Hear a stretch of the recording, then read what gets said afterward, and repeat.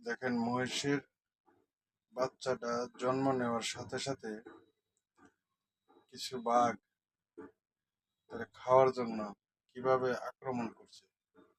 মহিষটা তার বাচ্চাকে বাঁচানোর জন্য জান প্রাণ দিয়ে চেষ্টা চালিয়ে যাইতেছে। আহ, দেখেন ভাই, প্রত্যেকটা বাচ্চার জন্য তার মা এরকম ভাবে আগলে রাখার চেষ্টা করে। ভিডিওটা ভালো লাগলে শেয়ার করে দিবেন প্লিজ।